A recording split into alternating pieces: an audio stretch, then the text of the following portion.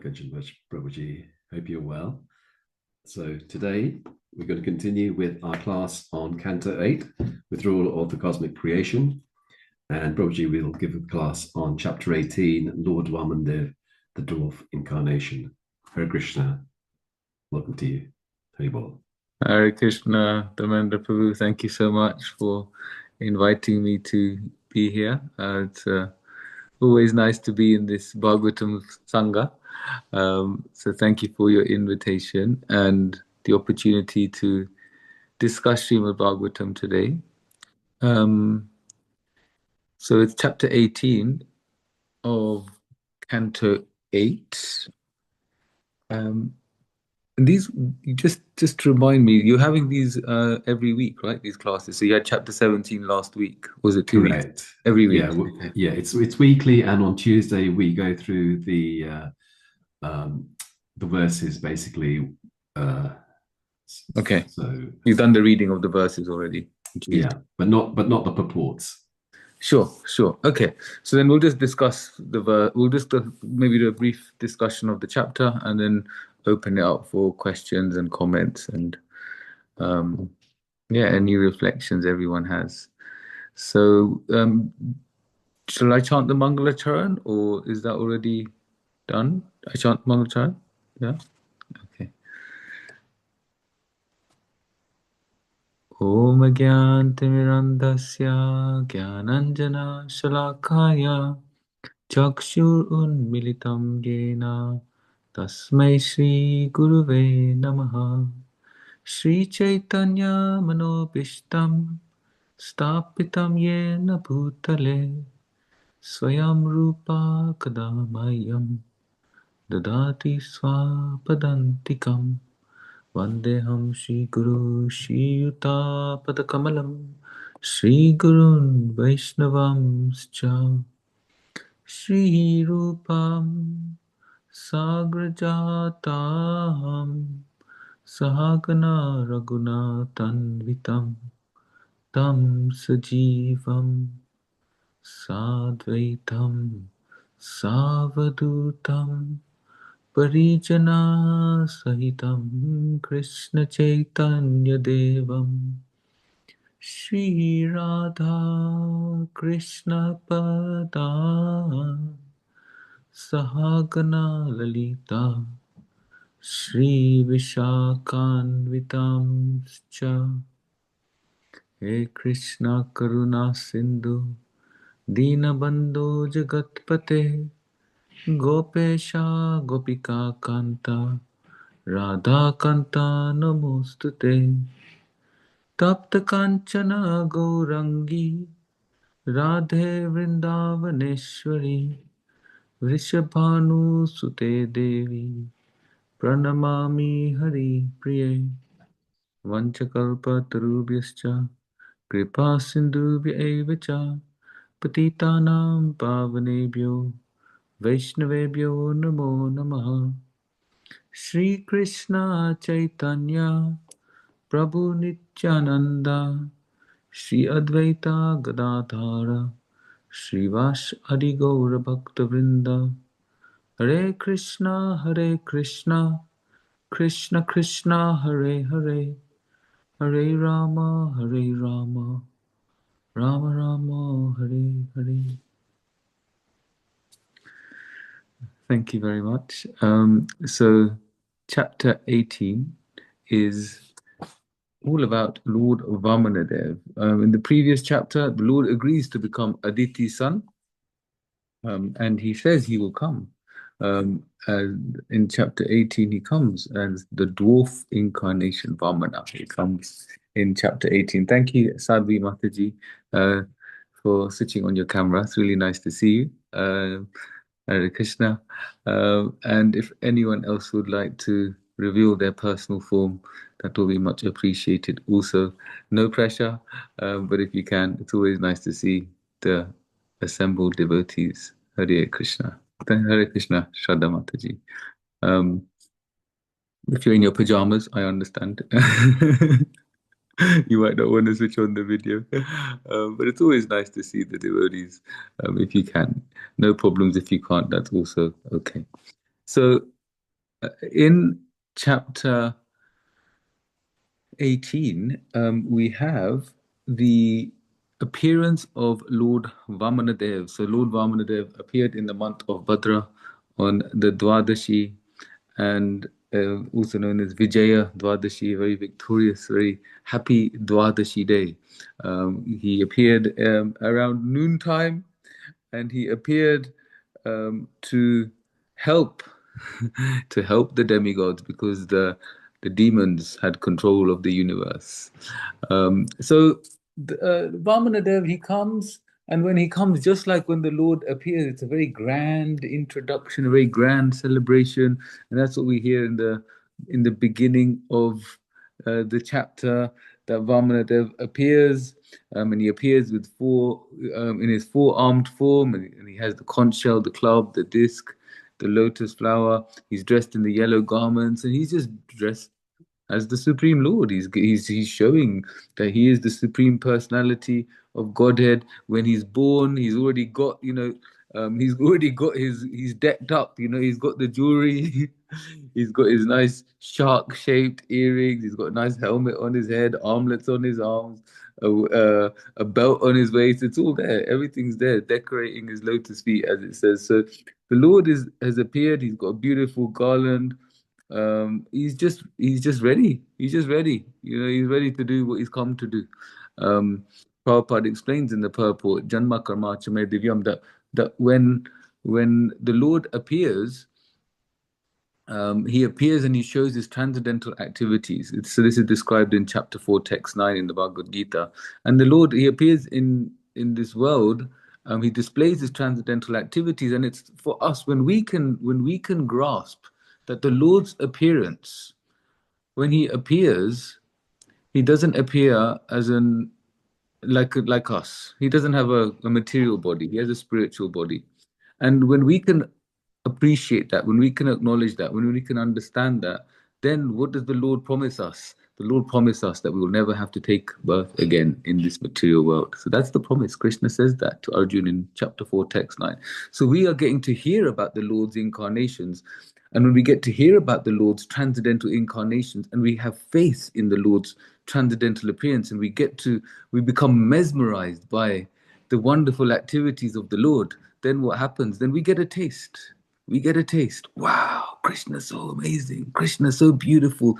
Krishna did that for his devotees. Wow, that's amazing. And when we can become wowed by Krishna, when we can become wowed by Krishna, when we start to fall in love with Krishna, then we won't come back to this material world. So this is Krishna's promise. Hear about my activities, hear about the transcendental nature of my activities, and then don't come back here. Why would you want to come back here? Come back here. So many problems, so many issues, so many anxieties. When we can go to Vaikunta, the place without anxiety. We've all had anxieties here in this material world. There's none. There's none in the spiritual world. None. Imagine waking up and having no anxiety. Imagine your whole day, no anxiety, and going to bed, no anxiety. Why no anxiety? Because everything is about Krishna. So how to get there? Well, we just make everything about Krishna while we're here. How do we make everything about Krishna while we're here? Well, we understand that our spiritual life, our relationship with Krishna is our primary purpose. That's what we're here for. That's our primary purpose. And everything else that we do facilitates that primary purpose. So we have a job, we may have a family, we may have community, society, friends, whatever we're entangled with, really, in this material world. But all of what we are doing should facilitate this primary connection with the Lord, primary connection, primary relationship with Krishna. And the way that we can do this is making sure that we're not doing anything unnecessary. Nothing should be done unnecessarily. Even if we are caught up in something, the goal is always in our mind, and the goal is always in our heart. And the goal is we want to just develop a loving relationship with Krishna. Because developing a loving relationship with Krishna is so blissful. It's so happy. It's so wonderful. Why would we want to do anything else?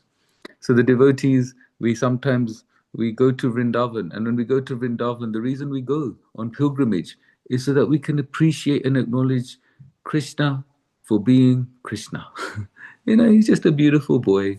He's just a wonderful, wonderful cowherd boy who is making all the residents of Vrindavan totally enchanted, in love with him. And we want to just have a fraction of a fraction of that love. This is what we're looking for. So when we hear about Krishna coming in the different appearances, is to enhance that love for Krishna. Oh my God, you came as a little Brahmana boy, a little dwarf. So Krishna comes as Vāmanadeva, as this dwarf incarnation, little boy, little Brahman boy. He comes here, and when he comes here, so the birth is described. It's very auspicious, like we said, and when he appears, everyone is jubilant, everyone is excited, everyone is so happy on this Vaman Jayanti day. Vaman Jayanti, the appearance of Lord Vāmanadeva. My grandmother, my dadima, my dad's mum, she used to call me every Vaman Jayanti, and she used to call me and she used to say, Kunal, which is my legal name, happy birthday. Okay. And every Vaman Jayanti she'd call me. And when I was a kid, I just didn't understand what she was doing, because my birthday, to me, it's on a Western September 11th. That's my birthday. And but she just called me on a random date every year. And then as I got older, I came to understand, when I was born, it was Vaman Jayanti on that day.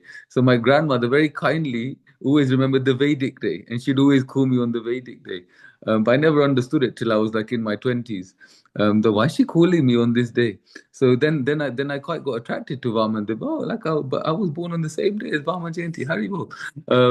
So Vaman Jayanti, this Dwadashi day, is a day that Krishna has appeared to, again, protect his devotees, protecting the demigods, because the demigods have realized that this universe has been taken over by the demons. And Vaman knew that if he comes, and he comes as a Brahmin boy, and he goes to meet Bali Maharaj, that he'll be able to get the job done. It wasn't going to be a difficult job. He'll get the job done, because Bali Maharaj, even though he was in the, we could say, the lineage of the demons, he was a devotee at heart. Just like, he's in the same lineage as Prahlad. But that same lineage as Prahlad, he's the grandson of Prahlad. But that same lineage is also the lineage of Hiranyakashipu. So, it's the... it's the demon, or should we say it's the devotee in the demon's body, we could say. Like Vibhishan, he was Vibhishan, the brother of Ravana. He was in the Rakshas kingdom, but in his heart, Vishnu was always there. He was always thinking of Vishnu. So he appears in this form, and in this four-armed form, but then he very quickly everyone comes along, everyone comes to celebrate this wonderful Vaman Jayanti day. All the demigods come and celebrate. Kashyapa Muni, the father, is very, very happy. Aditi is happy that he actually came, the Supreme Lord. Like you heard in the previous chapter that she prayed to the Lord, and the Lord said, I'll come in your womb. But he actually came. It's like, wow, he actually did it. He did what he said he was going to do. So he came, and then after coming in his four-armed form, he appeared. What should we say? He then assumed his two-armed form. As a dwarf, a small little boy, a small little brahmachari boy, and as he came to the sacrifice. So Bali Maharaj is doing a sacrifice. He hears about the sacrifice of Bali Maharaj. After he's been given all these wonderful articles by all these wonderful personalities that is described in this chapter. So it's described, so Brihaspati offered him a sacred thread, and Kashyapa Muni offered him a straw belt, Surya offered him the Gayatri mantra, Bhumi Devi gave him deer skin. So all these wonderful personalities came along and offered. They made their offering on his birthday, the day he was born. They gave him his offering, and then Vāmanadeva had heard, oh, okay, Bali Maharaj, he is doing a great sacrifice. I shall go there. I shall go to the place of Bali Maharaj where he is doing this wonderful sacrifice. Um, so so Vāmanadeva, he's on his way. He goes there. He's been given everything he needs to have. He's been kitted up. He's got his Brahman thread. He's got his begging bowl. He's got his little pot. He's got his little umbrella. He's got all the things he needs, and he's on his way. Um, and while he's on his way, he just starts to exhibit this really radiant effulgence, this radiant effulgence of the Lord. We hear about also Lord Chaitanya's glowing effulgence. So the personality, the Lord is just full of effulgence. And we notice actually even great sadhus, wonderful sadhus who are really devoted to Krishna, they exhibit this effulgence that's just like it's glowing. They're just glowing. It's like, wow, glowing with radiance. You can see, wow, this person is really experiencing Krishna. This person is really experiencing this relationship with the Lord. So Vāmanadeva goes. Vāmanadeva, he once he's been given all these wonderful articles by the demigods and all these great personalities, and he displays this glowing effulgence. He starts to go. He goes towards this sacrifice that Bali Maharaj is doing, and this sacrifice that Bali Maharaj is doing. When he's on his way, it's described that when he's on his way, every time he takes a step, it's the earth is being pushed down. Bharenagam Sannamayan Pade Pade. Every step he's taking, the earth is being pushed down. So this is the weight of the Lord. And we hear even when Krishna was dancing on Kaliya, every time when Krishna was dancing on Kaliya, when we watch this dance, it's just a beautiful dance. But for Kaliya, every time Krishna took a step on his head, the whole weight of the universe was landing on him, because the universe is resting on the abdomen of Krishna, and that weight was on his feet. And Krishna is dancing on Kaliya, and Kaliya is feeling the weight of the universe when Krishna is stepping on him. So here, the Lord is stepping on the earth, and when the Lord is stepping on the earth, he's pushing down the earth with every step. So the Lord, when he comes, he displays his beautiful activities, his wonderful activities that no one can copy. Who can copy this? Who can pretend to be Krishna? Who can be born with four arms, decked up with jewelry, and then actually assume a two-armed dwarf-like form? And then when he's on his way walking from one place to another, he's just pushing the Earth planet down with every step he's taking. It's not possible.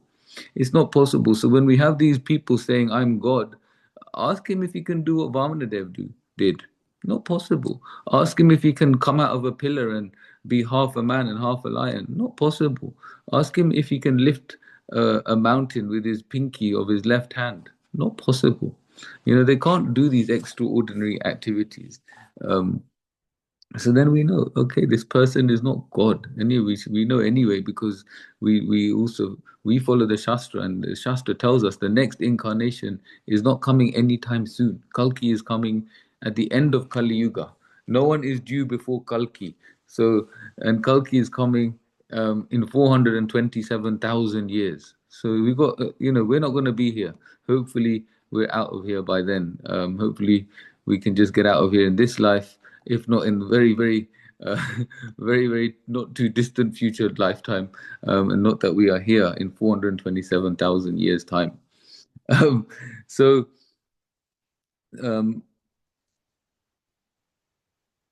Vāmanadeva goes, he's on his way, he's pushing down the earth with every step.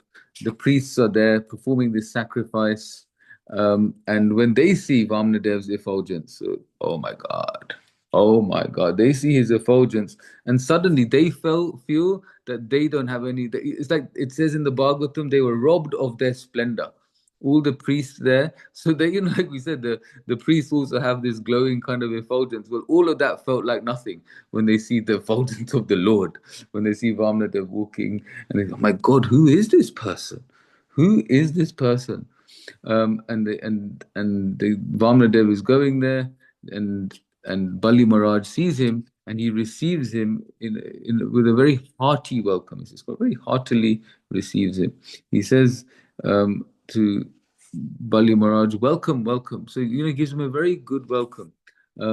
He's very happy that Bali Maharaj has come. So this Brahman boy has gone to this Kshatriya. So when a Brahmana goes to a Kshatriya, the Kshatriya knows, okay, that he has a duty to respect the Brahmanas. So he respects Bali Maharaj.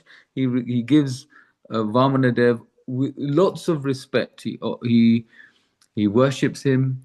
He washes his lotus feet, and when he washes the lotus feet of Lord Vāmanadeva, he takes the water from after washing his feet. He takes that water and puts that water on his head, and it's said that this is this is like the Ganga, because the Ganga has come from the toenail of Vishnu.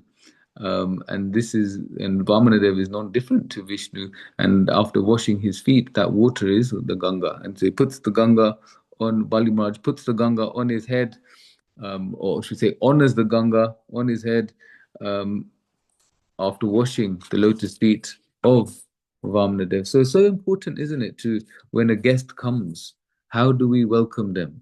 And Bali Maharaj is giving us a very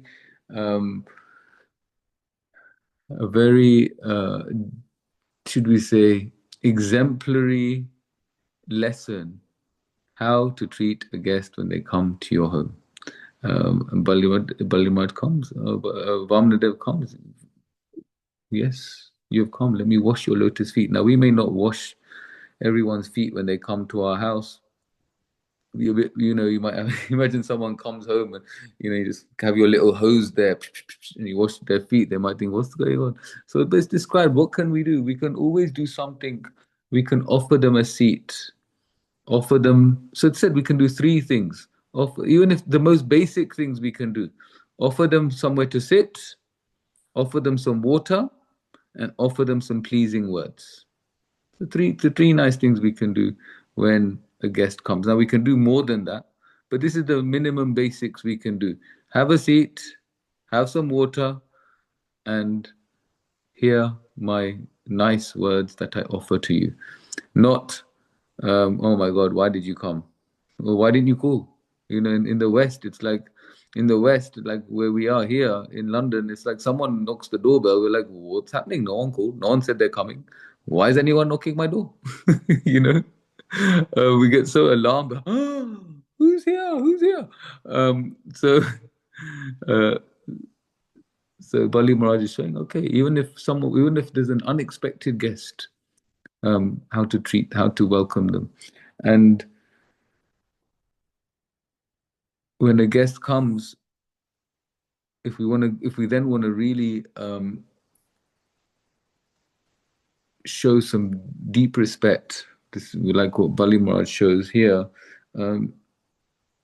He goes a step further and says, I'll give you whatever you want. What do you need? What can I do for you? How can I serve you? What can I do for you? And he said, you've kindly arrived at our home. And he says, now everyone, my whole lineage, all my forefathers, everyone has now been satisfied. My whole dynasty has been satisfied because you have come to our home. Thank you so much for coming. I have honored this Ganga. This is now Ganga. I've honored this Ganga on my head, which means I'm free from all my sins. Because we know when we go to the Ganga, we are free from all our sins. So look, I'm free from all my sins. And because you've come here, Bali Maharaj is like saying, look, I get the idea. You're a Brahmana and I'm a Kshatriya doing a sacrifice. And a Brahmana comes to this. A Brahmana would only come here because they want some charity. And that's okay. That's okay. You come here for charity. I'm a Kshatriya. I'm a king. And my duty is to give charity to the Brahmanas. So what would you like? And he didn't just say, what would you like? Like when we say, what would you like? We're hoping that they don't want anything.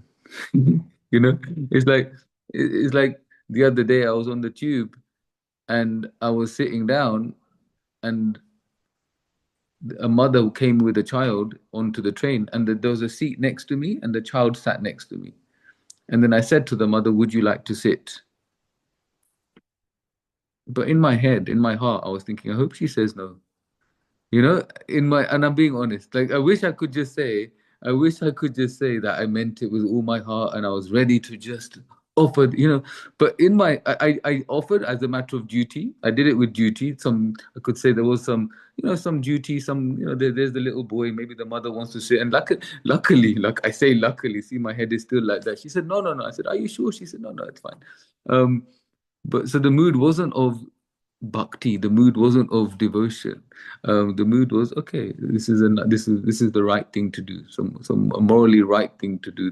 So and actually, when we can't practice selfless service because we have that heart of devotion, we can just do out of duty and out of the mode of goodness. When we practice, then one day it will become natural. One day it will become spontaneous. I'm hoping that one day I can just offer the seat with love and devotion. But this is what I mean, that actually sometimes we offer something, but we don't always mean it. We don't always mean it, but it's still good to offer.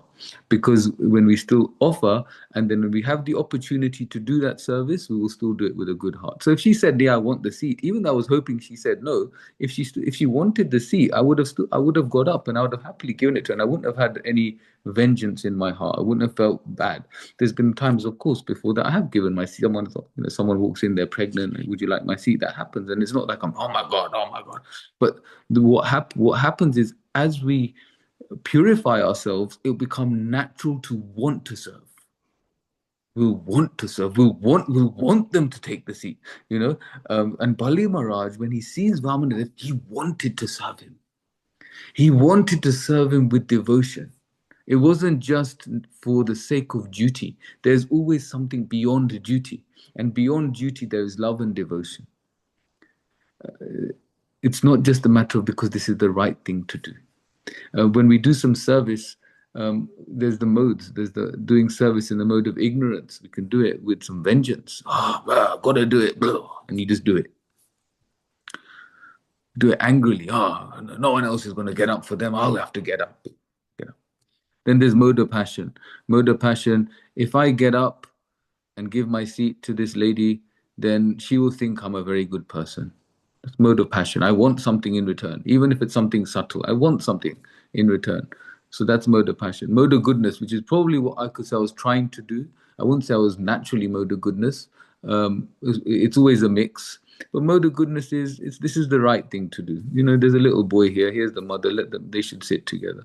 And mode of goodness, just do the right thing as a matter of duty. And if we practice in the mode of goodness, then what can happen? We can have this selfless mood of service, this seva bhav, the mood of seva, the mood of service. And that mood of service is, I just want to serve.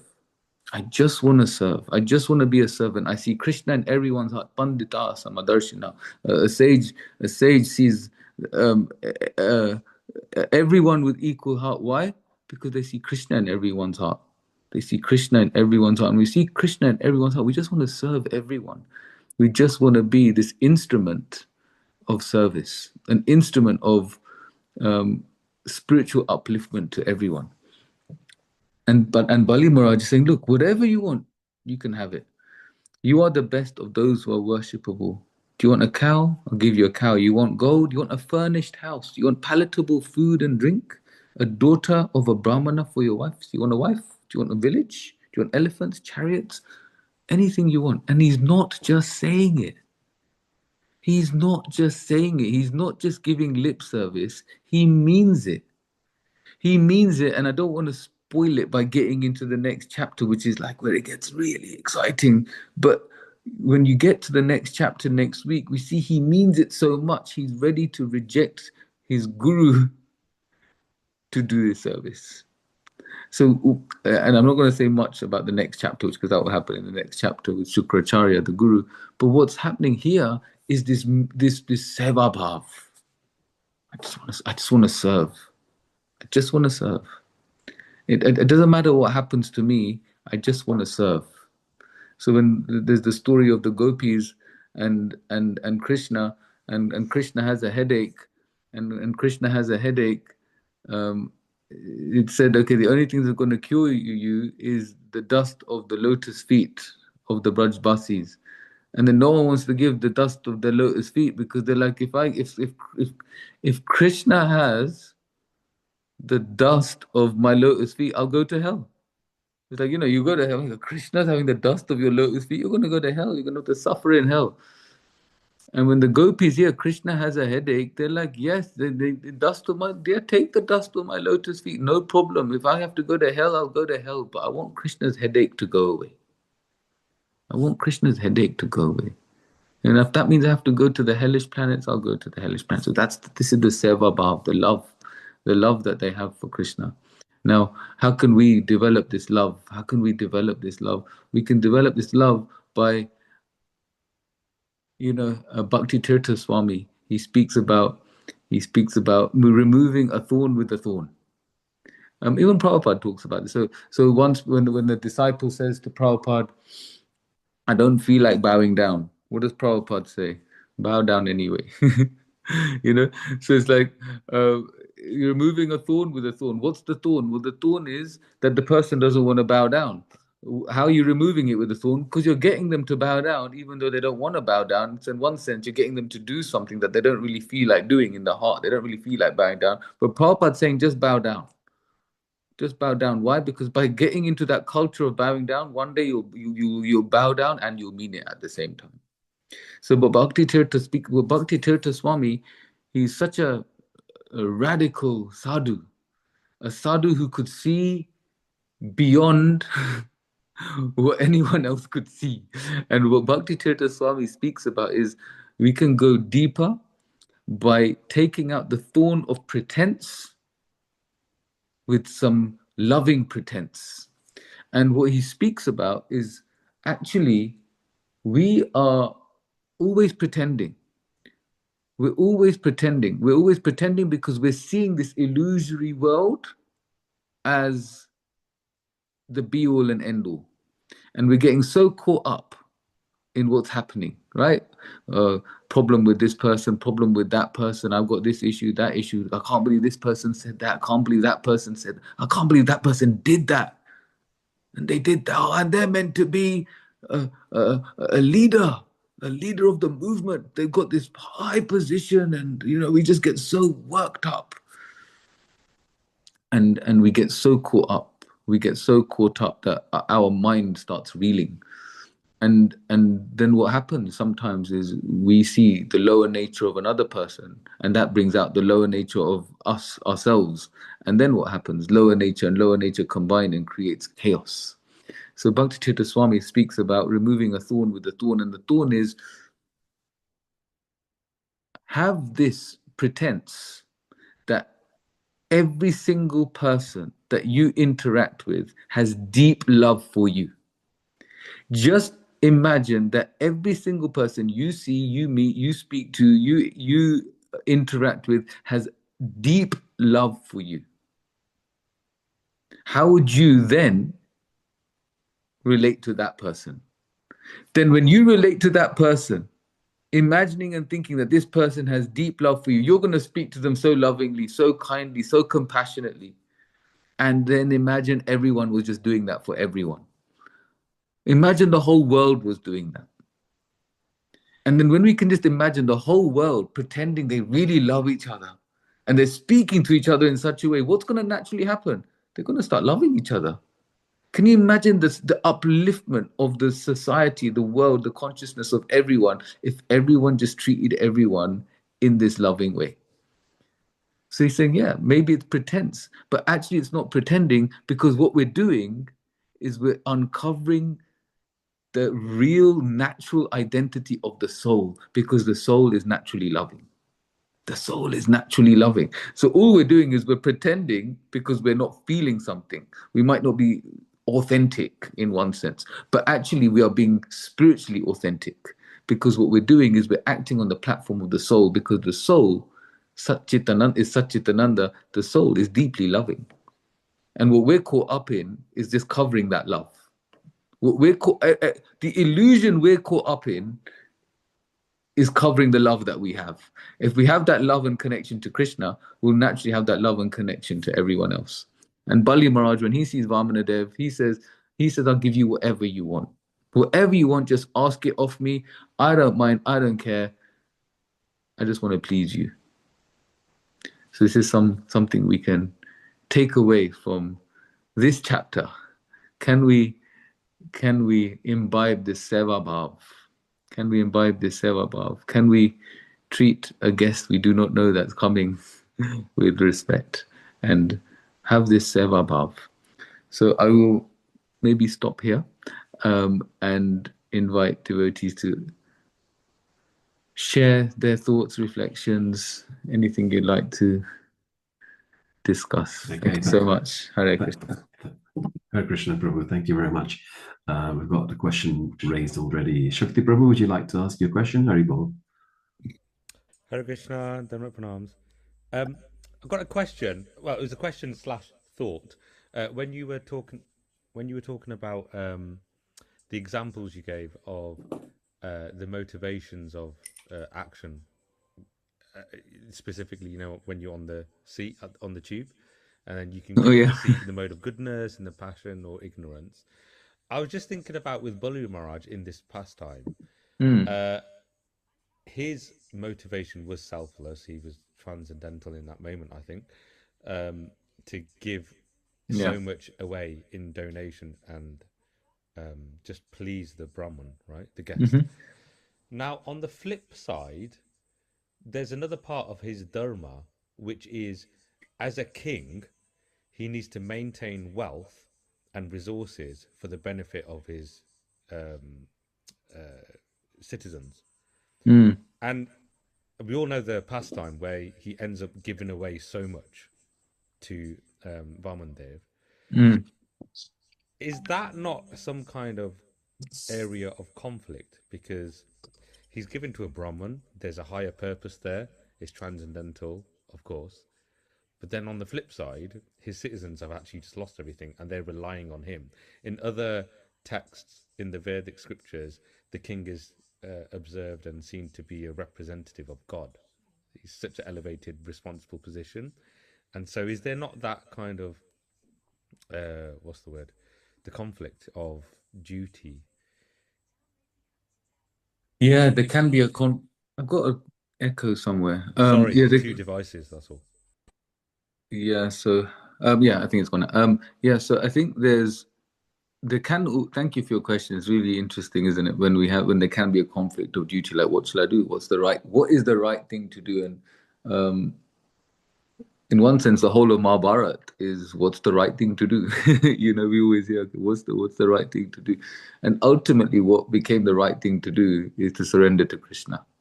And if we surrender to Krishna, we understand, and like Krishna says to Arjuna in the 1866 in the Gita, you just surrender everything onto me and I'll take care of everything. And so Bali Maharaj is displaying, is, if you like, beyond that call of being a king. It's kind of this transcendental beyond being a king and being a devotee. So yeah, as a king, of course, he has this duty to look after his citizens. But when it's to do with the Lord, he has faith that, okay, if I give everything to the Lord will take care of everyone. The Lord will do what's right for everyone if I do my surrender. And I think that's where the transcendental layer comes into this. I remember once asking Jayadvaita Maharaj about King Anga, because Anga in the fourth canto, he has Vena is his son, and Vena is like this terrible demon, and this demon, he's like causing havoc, causing madness everywhere, and then Anga one day just leaves, and I remember asking Jayadvaita Maharaj, how did he just leave? Didn't he have a duty to look after the kingdom? He's got this son. And Jayadvaita Maharaj, I remember Maharaj said to me, sometimes you just got to go back to Godhead. You can't take care of everything. Only Krishna can take care of everything. Only he can do it all. And ultimately Vena then, the Brahmins kill Vena, they churn from the body of Vena, they churn Prithu, and Prithu Maharaj comes and he then looks after the earth kingdom and it starts flourishing again. So I think the way to try and see this is, yes, from a moral point of view, or should we say from the kingly point of view, he'll always have a decision to make. What's the best thing for the citizens? But when the Lord comes to him face to face, then it's just a matter of the next layer, the transcendental layer, surrender, and then let Krishna take care of it all. Yeah, thank you. Thanks. And that's a Does that nice make- example from the earlier canto. Okay, thank you, Hare Prabhu. Krishna. Thank you. Hare Krishna. Okay, thank you. If there's any other questions, please do raise your hand. I've got one at the moment that I was just contemplating on. You mentioned the word seva bhav, and so I was just thinking, how do you recognize that you're doing the correct seva, and then after that, how do you know? Which I think you've said in this class. How do you know whether you are doing it with the right bhav? So if you could just talk around that. See, ultimately, seva is unmotivated and uninterrupted. It's hetuki. Krishna is described in the Bhagavatam in the first canto. There's no motivation. There's nothing that I want for myself. So if we think of it when Krishna describes the different ways of giving charity or different ways of doing service in the Bhagavad Gita, we can just see that actually just give it to a proper person, give it at the right time, give it to a proper person, and give it without wanting anything in return. That's a mode of goodness. And then and beyond that is if it's for a spiritual purpose. So I think just being able to. The biggest thing I think that we face in Kali Yuga is this desire for some recognition. This mode of passion that I want something back. At least recognize me. Even if we don't want something physical back, we might want something subtle back, like this pride, recognition, or just name, fame, adoration, being admired, all this kind of stuff. So if we can serve without any of that, that's when we're actually developing our seva bhav. And the other thing is, pratyaksha vagamam dharmyam, as Krishna describes in the 9th chapter 9.2, that this Raja Vidya, this Raja Guyam, this secret of this treasure of knowledge, the secret of this treasure of knowledge is that we are directly experiencing Krishna within our hearts. Pratyaksha vagamam dharmyam. So we'll feel it in our hearts.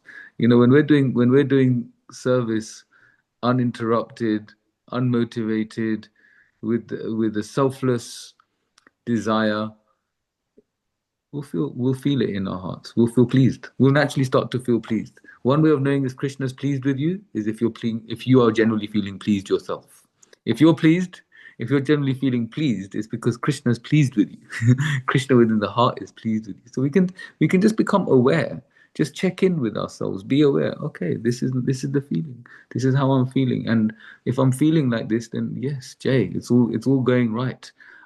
Sometimes we can do some service, but in the heart we're feeling ooh. It may have looked to everyone else you did something selfless, but and Paramatma in the heart knows something else was going on, and that's something else that was going on. Krishna knows, and and in our heart we start to experience that a little bit. And if we just check in with ourselves and why am I feeling like this? I just did such service. I spent hours and hours doing all this. Why is it I'm feeling like this? Oh, actually, I did it because I wanted that person to notice. Oh, that's the reason I did it, and that person hasn't noticed yet, and now I'm not feeling so great about why I did this. So it takes some reflection, and when we reflect and we check in, we can start to notice why we're doing what we're doing. Okay, thank you, Prabhu. Sadhu Mataji, would you like to ask a question, please? Yes, thank you very much for today. Krishna. Hare Krishna. First of all, in my understanding, the day that Vāmanadeva was appeared was that day names is Vijaya, and tomorrow is Vijaya. Is it your birthday? Then I No, wrote happy birthday. It means it's your in birthday, September. right? This is normally Vaman Jayanti is in September. Okay. So it's But in September, yeah. so So it could be the name, different the name. yeah, this is a Dwadashi. Maybe tomorrow's Ekadashi is called Vijaya, but this is a Dwadashi. Okay. The second thing I want to ask Mhm. is in this chapter, it talks about how the planet was when he born. It was nakshatra, and many astrological terms, and that make me again. I have had this question many times, and I still don't get. I have not get yet answer that I could understand. Yeah. If we say that the person who's trying to do their best to do the spiritual activity, to chant, to read, to do everything. I remember in the beginning, I heard that when you do your devotional activity and so on, it's like a fleck when the movement will, how to say, will slow down, but it takes time before it will be easier, or how to say, the karma will be easier, will be lighter. You know what I mean? I think so. Keep going. But in my experience now, I see that I have understood that whatever you have, a person have, for me, I will talk about me. Whatever I have in my birth chart when I was born, whatever was there is, no matter what, I have to go through that, no matter what. Regardless if I'm doing all the devotional activity, everything what I do, because it has been written in my birth chart, it was planned in my birth chart, it means that I have to go through that, right? Or does it go away? It can be either. It can be either because it's up to Krishna. So if we think Maharaj Parikshit, this is the Bhagavatam. So during the middle of this conversation that's taking place between Shukadev Goswami and Maharaj Parikshit. So Maharaj Parikshit, he makes a mistake, and before that mistake, he's given this very, if you like, I don't know what's the word for it, but it wasn't a punishment that fit the crime. It's like, okay, he made a mistake. He put the snake on the sage, but then the punishment for that crime was that the sage's son Shringi cursed Maharaj Parikshit to die in 7 days. Okay, you with me so far? Right, so he's made a mistake. Okay, so now we can, and this episode was in Maharaj Parikshit's chart, right? Like that, he'll be cursed to die, and he'll be bitten by a snake bird. The thing is not that when we take to devotional service, the things that we have to go through won't be there. Maharaj Parikshit, when he was cursed to die in 7 days, he went to the banks of the Ganga and he fasted and he heard Srimad Bhagavatam and he asked questions that were not just benefiting him. He was asking questions that was benefiting everyone that was there in the assembly. He wasn't even just thinking about himself, even in his last 7 days. So one would say, okay, he's been given this curse. Not only has he been given this curse, he has got the power to retract the curse, which he didn't do, because he thought, no, I'm going to just surrender to the Lord. He gave up his family, he gave up his friends, he gave up his kingdom, he passed the kingdom down to his son. He heard Srimad Bhagavatam 7 days, 7 nights. He didn't eat, he fasted, he kept hearing, he was immersed in the hearing. And one might think, surely after all this, Krishna would just take away that curse. But no, 7 days later, what happened? The snake bird came and he died. But what happened? He immersed himself in absorption of Krishna.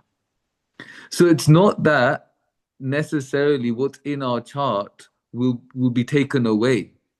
But by practicing spiritual life, we'll see everything that happens in our life as an opportunity to absorbing Krishna more. And that's spiritual protection. Sometimes Krishna will take it away, and sometimes he might not take it away. But one thing is clear, is that when Krishna sees you, when Krishna sees you, and Krishna sees you when you're doing devotional service, when Krishna sees you, he's not forgetting you. He's constantly thinking of you. And because he's constantly thinking of you, he's arranging your life in such a way that you're remembering him more and more and more. Whether you're going through hardships like the Pandavas never stop thinking about him. The hardships kept coming. Queen Kunti says, just give me more hardships so I think of you more. So the hardships may keep coming, but our absorption keeps deepening. And that's the thing about our absorption in Krishna. He may take things away, he might not. They may all stay. But the result of it was we'll be in love with him. We'll be depending on him and we'll be in love with him. I hope that makes some sense, Sadhu Mataji. Thank you. Hare Krishna. Okay, Janakanya Mataji, would you like to ask your question, please? Hare Krishna, Prabhuji. Thank you for a wonderful class. I'm actually picking up surrender being the key to this chapter, and I find it's easy to say surrender, but putting it in action is so difficult because we're looking for some peace in life and anxiety to rid the anxiety that we experience day in day out. It doesn't seem to happen, this surrendering. It's not easy. It's kind of we defeated in the end somehow, because I just want to know what is it we're doing or not doing that's not making us experience that beautiful feeling. For if you are trying to every day in day out and it's not giving you that essence, you see what I mean? Yeah. So Thank you. yeah, actually Janakanya Mataji. yeah. I think with surrender we can just take Bhaktivinoda Thakur's tips, and his main 2 tips. Tip 1, accept everything that is favorable for your Krishna consciousness. And tip 2, reject everything that is unfavorable for your Krishna consciousness. And if we really want to surrender, these are the 2 things we can keep doing. Keep accepting what's favorable and keep rejecting what's unfavorable. And that is our surrender. That is our day-to-day surrender. It's as simple as that. Spiritual life is simple for the simple, like Bhakti is simple for the simple and complicated for the complicated. And the simplicity of it is to keep accepting what's favorable. And to know what's favorable is not necessarily what's favorable for you might not be favorable for someone else. And we just need to check in with ourselves to know what is favorable for you, because what could be highly spiritual for you could be Maya for someone else, and what could be highly spiritual for them could be Maya for you. So we really got to think about what is it for us that we need to accept to enhance our spiritual practice, and what do we need to reject because that's unfavorable for our spiritual practice. Thank you. Beautiful. Thank you. Thank you, Mataji. And I think naturally for you, you can always meditate on the lotus feet of your esteemed spiritual master, His Holiness Kadamba Kanana Maharaj, when the calling of surrender came, how he embraced it with 2 arms. So Totally, there's always that meditation. He went to Vrindavan and he totally surrendered to the calling of the Lord. Yes, and he went so beautifully. So beautifully. Yeah. Haribol. Sometimes I forget. I should keep remembering those moments. Yeah. Thank you you so much. Thank Haribol. you. Hare Krishna. Okay, Thank you, Prabhu. And if I can just ask a final question, if that's okay. Mm. You talked about deep love for others. So I was just thinking that what steps should you take to change your consciousness when it comes to seeing a person in that vein when he's or she is the enemy in your mind? Yeah, I remember once I was speaking to one of my Shiksha gurus, and I said to him, when someone doesn't like me, and he finished the sentence for me, he says, "You don't like them back." I said, "Yeah, how did you know?" He said, "I can tell." And ever since then, this is some years back, I've been really trying to think about, and Krishna says this in the Gita, don't be inimical to someone who's made you their enemy. Don't be inimical to someone who's made you their enemy. Just because you are an enemy in their eyes, they don't need to be an enemy in your eyes. So we can see, okay, they've made me their enemy, but why do I need to go to that level? How can I see that this, there's different things we can see. One thing is, whatever they might be criticizing about us, is there anything in that that's true that I need to learn from? There might be something there. Try and look at it from a helicopter perspective. Okay, they're putting all of this on me, and they don't like me, and they're inimical towards me. And you just observe it from up here somewhere. Okay, but actually they're noticing that I might have some pride, or I might be arrogant, I might be rude, I might not be saying hello. But what is it that I can still work on? What is it I can work on? What is Krishna trying to teach me? And we can always ask ourselves these two questions. What is Krishna trying to teach me? And how does Krishna want me to respond?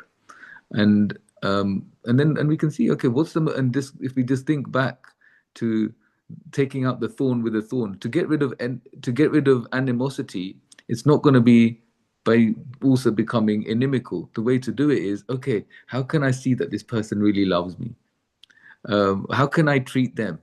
Now, it might be the best thing is in that situation is to have some distance. It might be that we just need to apologize for something we're just too proud to admit we did. Just thinking more on. Okay, I'll maybe end with this story. When they're on the battlefield of Kurukshetra, Abhimanyu is killed.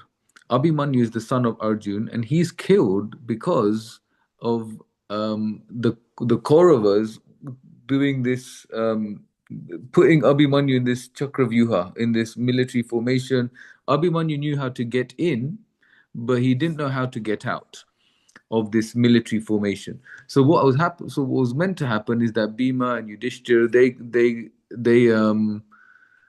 they take care of the situation so that they look after Abhimanyu. And we know the story. Abhimanyu is unfairly killed. Abhimanyu dies in the battlefield. Arjuna comes back to that side and realizes that his son has been killed. Arjuna is very upset. He's crying like anything. He's crying. He's so upset. He's lost his son. And he's angry, and he goes and he says to Bhima and he says to Yudhishthira, these bow and arrow, this mace that you're carrying on this battlefield, is this just jewelry? Are these just your ornaments? Couldn't you use them to protect my son? He's upset, And Yudhishthira and Bhima they were already feeling so bad, and then hearing this from Arjuna, and they understood that he's lost his son. And then Krishna says to Arjuna, your brothers are already feeling so bad about what's happened.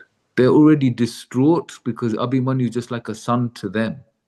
And they're also feeling responsible because they were meant to take care of the situation, and Abhimanyu has died. What you are saying to your brothers is breaking their hearts. And my dear Arjun, the wise, even in distressed and difficult situations, they make the situation better. They make the situation better. So, even if someone is inimical towards us, what can we do to make the situation better and not make the situation worse? So maybe we'll end with that. Thank you so much. Thank you, Prabhu. Hare Krishna. And if we can all kindly unmute and say our three Hari Bols. Hari Bol! Hari Hari Bol! Hari Bol! Thank you If very much. I can kindly ask everyone to mute, and Prabhuji, would you like to say the final prayers, if that's okay? I'll just share them with you on the screen. Just bear with me. Okay.